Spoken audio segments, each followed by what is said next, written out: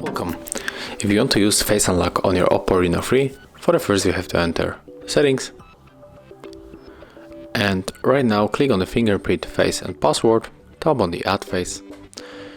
Right now I have to draw my pattern because there's currently log method, and right now click on the Continue. Of course you have to read this descriptions, how to do it properly.